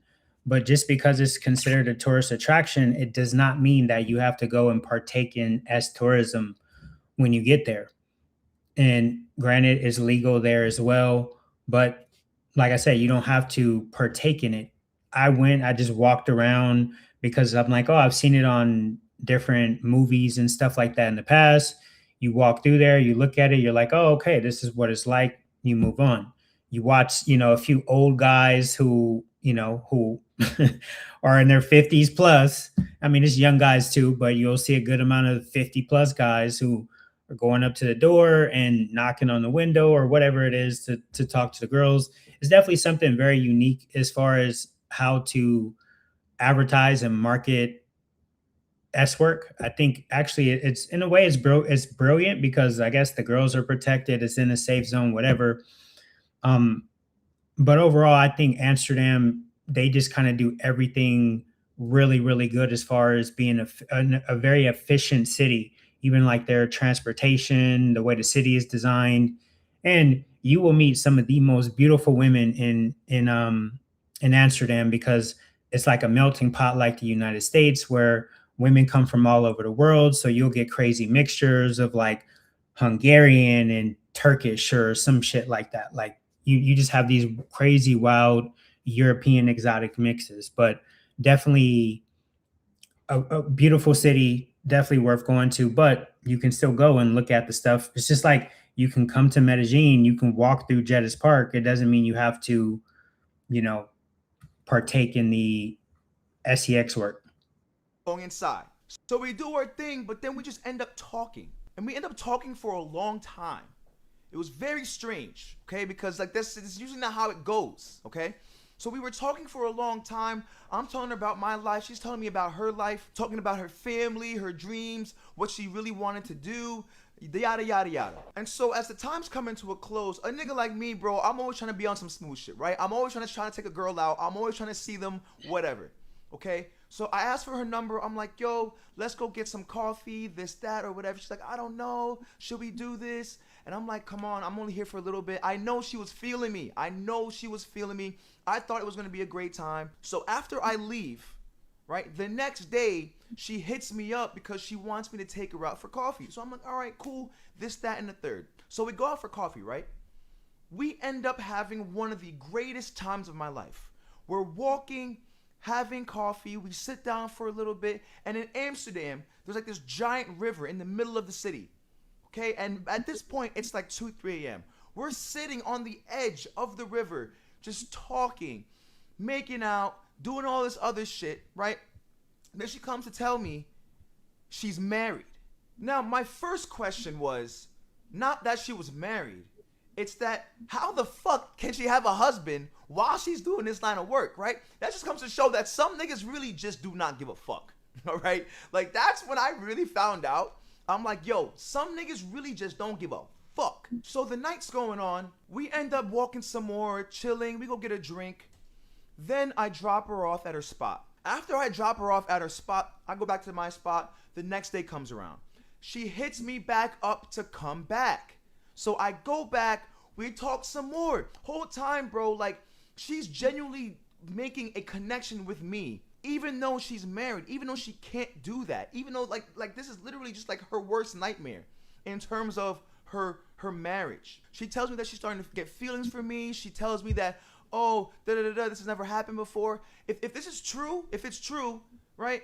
I'm not sure if that was really true, but it seemed like it, right? It seemed like it was true. It seemed like she was really, like, you know, getting feelings for me. And this doesn't really happen because if you're in this line of work for women, you can't really just fall in love like that, you know, like it can't happen, or you're gonna, you know, like the whole point is to make. So in my opinion, chat, and when it comes to S workers, I've said this many times before, why I don't think you fall should in date, love. So that's why I you believe. should date S workers. And the crazy thing here in Colombia, especially here in Medellin, a lot of the women here consider prostitution like a actual 9 to 5 job. Like they think in their mind, they think of it as like going to work at Starbucks, essentially. And they think whatever they do, all the dicks that they suck that day, however many guys they fucked around with, they think that that has nothing to do and is completely separate with their personal life or whoever their boyfriend is, right? You can't go fuck other girls. They're still going to get jealous as if, you're their, it's a normal monogamous relationship. They're still going to get jealous. They're going to do all the same things and act the same way that they would as if it was a normal monogamous relationship and they worked at Starbucks, at least here in Medellin, in Colombia. I don't know about Amsterdam. I don't know about anywhere else, but essentially these girls can compartmentalize and separate themselves from sex that much that they can just go and do what they're going to do with random guys that they may or may not be attracted to, and then come home to you or whoever it is and kiss you in the mouth and think like, okay, everything is just normal. I can be all affectionate with you and whatever it is, and treat everything like it's normal. I've always said that women that do any kind of sex work, whether it's OnlyFans, whether it's webcam, or whether it's out in the street, walking and getting it that way, that when you have to essentially engage in some type of sexual act, whether you're just playing with yourself or whatever it is every day, sex is never going to be the same for you as a woman. And then also too, normally when women have sex, they do release a bonding chemical, and women bond through sex. As men, we don't. We can fuck a girl that we hate, to be to be honest with you. Like, man, I hate that bitch, but I'll still fuck her though. Like, it doesn't matter for us. Like, normally a woman has to be emotionally involved in order to want to move forward sexually with a guy. And for a woman who can no longer bond through sex or isn't bonding through sex, I don't think as a guy you're ever fully going to have that woman, especially if, like I said, that's what she does for work. Just my opinion. You guys let me know what you think. Right? But anyway, my time in Amsterdam, starts to come to a close. Me and my boys pack our shit up and then we leave. We continue this conversation, we continue this relationship for a whole 2 years. I go back there to see her, she came here to see me one time, and we've just developed such a weirdly deep emotional connection. So let me tell you exactly what I learned about this whole thing and why you need to be careful with women and why you cannot always just put blind faith into them all of the time. So, number one, a lot of women are a slave to their emotions. You could be doing everything right. So as I said, she's obviously married to this dude, okay? He works a decent job. It seems like they have a decent amount of money, like they're definitely well off, judging by like her lifestyle and the cars that they were driving, things of that nature. He lived in one place and she lived in Amsterdam.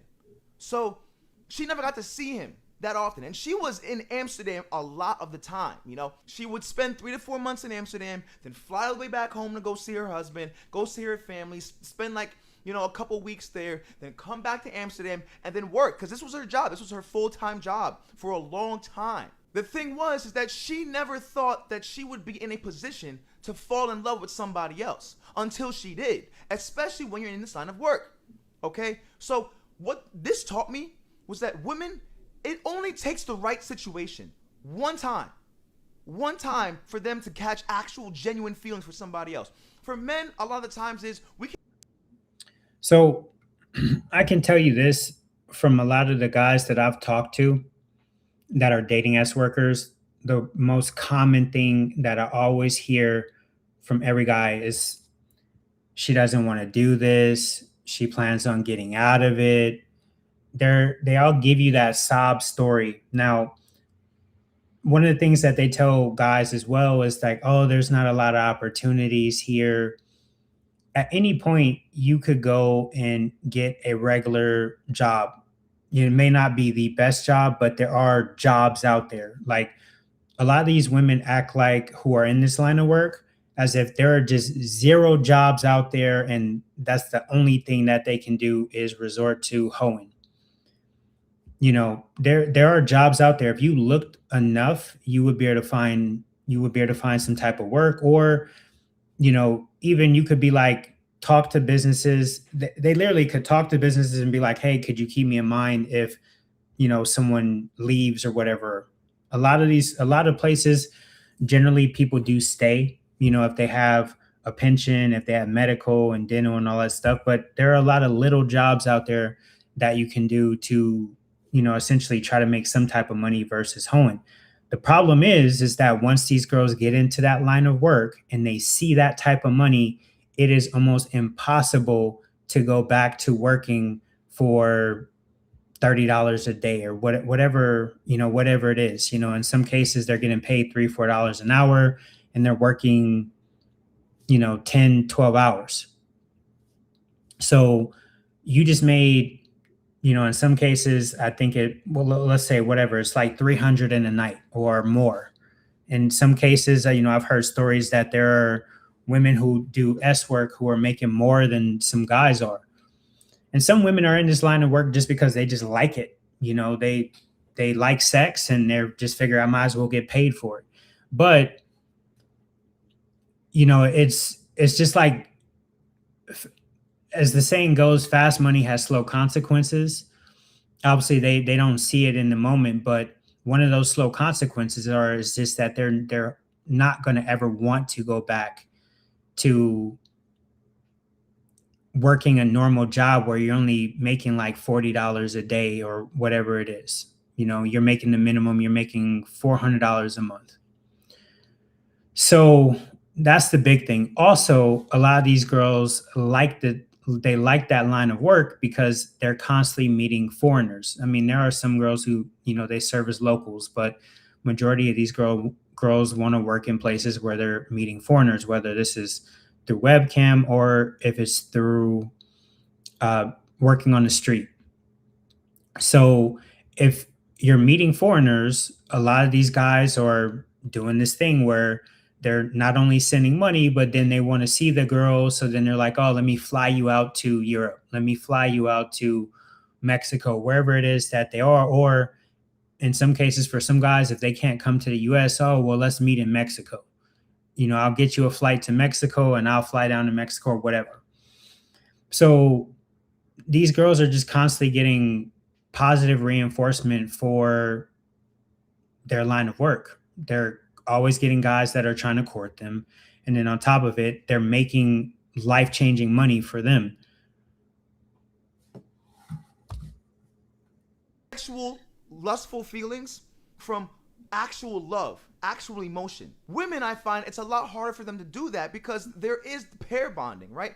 They naturally pair bond, especially when they're having sex, especially when they're actually going, like doing sexual things. So you have to understand something. You need to be able to keep the emotions in your woman high, right? You need to be able to keep them high. You need to be able to keep them powerful, keep them charged up, filled with energy, because you do not want her getting that from somewhere else, especially if she meets a guy who's good at cultivating that energy. I'm telling you, bro, looks is not always enough. Looks is not always enough. You need to be able to evoke emotions out of women in order for them to stay with you, in order for them to be with you, because women will cheat on you, bro, even if they are married. This is just the truth. I was in a relationship with a woman who was married for 2 fucking years, okay? This shit genuinely happens. The other dude had no idea. He knew that she was doing sex work, but he's a fucking fool, right, for allowing his girl to do that. And I'm not saying that, women can't do what they want to do. Of course they fucking can. But what I'm saying is that if I have a wife, she's not going to be out in Amsterdam doing sex work, because then she's going to meet a nigga like me and then fall in love. It's just the truth, bro. This is just the cold, hard truth. You need to understand that it only takes one guy, one time to evoke the right emotions for your girl to fall in love just like that. Once I landed in Amsterdam, we talked every day for 2 years. She fell in love with me. She fell in love with me. Literally fell in love with me.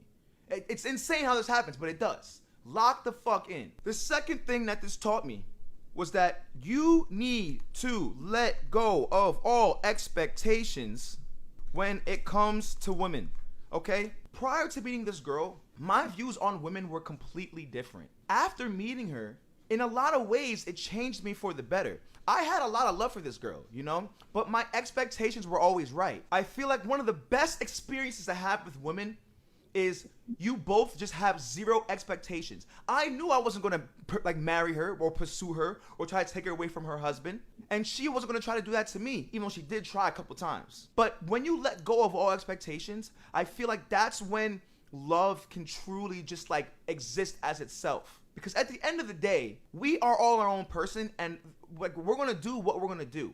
So even if she got married, she had vows to this man, and then she broke them for me. You see what I'm trying to say? A lot of this is it's actually crazy, bro, because I genuinely don't know if I ever will get married, because you never know what your shorty could be doing on the side, bro. It's just the truth, especially in 2026 now. Holy shit, bro. Your woman could be doing literally anything, brother. Literally anything. She could be. The crazy thing though is if you're talking about quote unquote normal girls, I guess the probability is less likely if she's normal versus if she's a girl who's an S worker who can potentially easily be bought or courted by another guy who may come in with more money. Now, why someone would marry a S worker from Amsterdam and then, them not essentially almost live together makes no sense. But, as they say, common sense ain't that common. And obviously we don't know the whole full story. He's just telling his version of it. But I'm pretty sure there's details being left out. Emotional relationship with a whole other guy. Meanwhile, you're at work or you're at home trying to take care of business. This is just the fucking truth, bro. So when I was involved with this girl, when I was involved with this woman, it taught me that I can never, ever get too attached to one single girl, bro. Because just to protect my own heart, just to protect me, just to protect what I got going on. So I'm a firm believer in this. I think that even if you are in a relationship, you should always be talking and flirting with other women. If you're one of those guys that don't believe in cheating, more power to you. But essentially, keeping that social skill of being flirtatious, having aura, having riz, whatever you want to call it nowadays, it's like a muscle. And if you aren't continuously working that muscle out, you will lose it and you will have to get it back. So I think you should always be talking and being flirtatious to women. Like I said, if you're one of those guys that think, or you don't cheat, like I said, more power to you. But a lot of guys who are in relationships for a long period of time, when they get back out, they're rusty, or the game has kind of evolved and changed and almost passed them by, and it takes a while to get back into it. Versus if you just stay in it, then you don't have to worry about um, getting back in it after maybe something happens with your girlfriend and then or wife or whatever it may be, and then you got to just essentially start from zero. Also, too, I think this that it if you're can't speak, if you consistently are talking to women and being flirtatious and all that stuff, it does help keep you in that abundance mindset, and is less likely to have you start just tolerating bullshit because you don't want to lose the girl, because you don't want to start over, or you don't think that you can find another one. Because going down that path of despair, when you get so attached to a woman, it's just insane, bro. And then she breaks that trust, she breaks that shit. Holy fuck, bro. The pain is unbearable. It's like nothing you've ever seen in your entire life. It's like nothing. So just to protect yourself, you need to let go of those expectations. You have to let go of all of that shit. And you need to live in detachment. I always talk about this. You need to live in detachment and let your own energy be your own energy, because people can and will hurt you the first moment, the first chance that they get. She literally had no intentions of going that deep with me. But because of who I am and it was the right moment, she literally basically almost abandoned her whole husband. She was asking me. And the thing is, too, like, you don't, like I said, we're only getting one side of the story. We don't know if the husband, how long they've been married, maybe at what point in their marriage they're at. He may have been pulling away. This may just have been the type of relationship where they stay married, but he's off doing his thing, she's off doing her thing, or she's working or whatever, but he's still doing his thing on the side, and she's looking for a replacement, someone else to come in and potentially provide for her.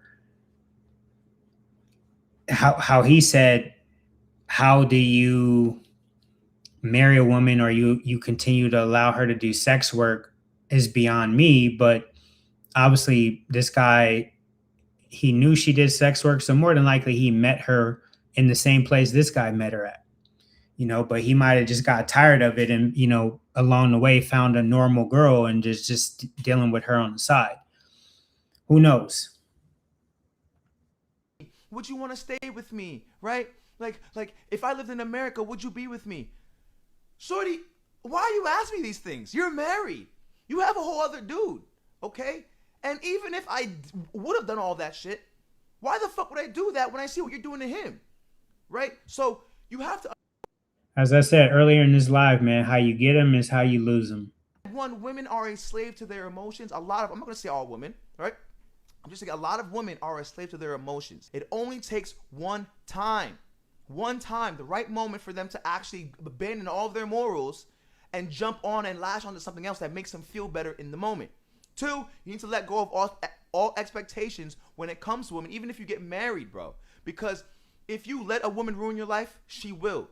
You will go crazy. You will lose your mind. I've seen it. This brings me to three. Some women love better than others. Now, I don't want this to sound as if like this is me bashing her. No, bro, that woman was awesome. She taught me so much. Like, that woman was awesome. Even though it was fucked up that she was cheating on her husband, I learned a lot. And I felt a lot of emotion for this girl. I couldn't let myself lose the plot here. I didn't lose the plot, but she taught me a lot. And what she taught me is, is that some women are just better at loving than others. This girl was kind.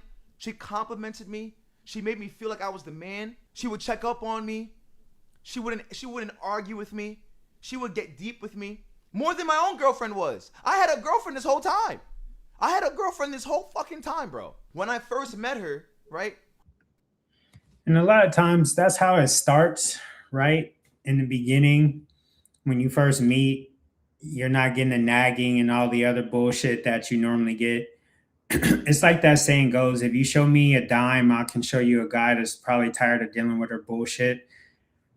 Nobody's perfect. So yeah, of course, in the beginning, you're not getting all that in the courting part, but eventually at some point, all that typical stuff, it comes back. Everybody goes through the motions. I first met this SCX worker. Me and my girlfriend were on a break, but then we got back together. But then me and the SCX worker were still talking, right? I just realized that some women are just not good at loving, and some are. Some just want to argue. Some just want to make you feel good. Some want to insult you. And obviously, I think the girls who do the SEX work, you got to understand that they have over, I have no idea how many guys these women are sleeping with or that they're interacting with, but let's just say even if it's 5 a day, depending on how long they've been in it, if they've been in it a couple years, they potentially have over 100, hundreds of interactions, sexual encounters, and all this stuff with men. So of course they're well practiced in knowing how to love, knowing how to make you feel loved or feel whatever way you want to you want to feel, essentially, if that makes any sense. Some want to yell at you, some want to be kind to you, and some want to just make you feel loved. This is true. The ability to love is different between women. Just because a girl is hot or a girl looks good or if she has money doesn't make her someone that's good at loving. So just make sure that whatever girl you end up with, no matter who you end up with, you need to make sure that they are good at loving, that they are kind to you, that they're nice to you, that they want to make things work, and they're not just fucking always yelling and always angry and always trying to emasculate you.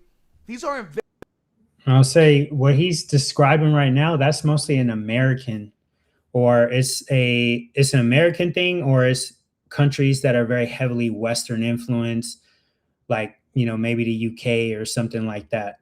But generally you don't get women trying to demasculate you in Colombia at all. Most women here, if you basically say like, this is what it is, or this is how something is going to go, most women are just like, okay, and they go along with it. They're not very argumentative in that way at all.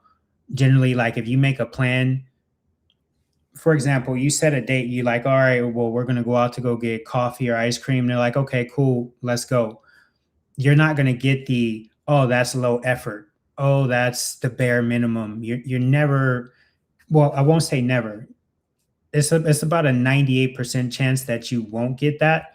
There's only a few women, and those are usually the red flag ones. If they're like, hey, basically, I don't want to do that. I prefer to do this, or I want to go here. Like, for example, I added a girl on Instagram and I was like, oh, well, if you're free today, I have this going on. And she was like, oh, well, I'd rather go to Ritual, which is like one of the more expensive restaurants here. I'm like, I didn't say anything about that. Like when a woman is she's trying to dictate to you where she wants to go or what she wants to do, then that's usually a red flag, especially here in Latin America. Important things. That's one thing that she taught me the most, is that some women are just better at loving than others are. And that's just the cold hard truth. Dating SCX workers is not for everybody. I had a great time. I learned a lot. I never lost the plot. I wasn't going to marry her, but it was fun. It was cool. It was intriguing. Okay, and I learned a lot. Every situation that you end up in your life can teach you something. Every single one. So make sure that whatever you're in, you're learning something and you apply it to your next relationships, and you remember to put yourself first. All right. So that's pretty much it for the videos that I had. I don't know if you guys have any questions. Let me go over some of these comments. Where was I? First is maintenance, then is bills, and so on and so on. How do you think they were earning the money to maintain themselves? If you're talking about the comment I made earlier, obviously, if you meet a girl, then you should know exactly what she does or how is she making money to maintain herself. If she has a normal job, then that's how she's making the money to that's how she's earning the money to maintain herself, is through a regular job.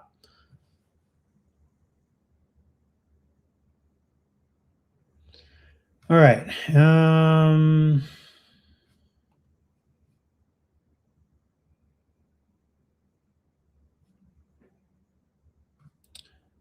Yeah, that's facts. Just a hustle, just like guys that sell drugs. So guys, I've been on here for a couple of hours. Let's see. Check my Cash App. Nobody sent anything to the Cash App.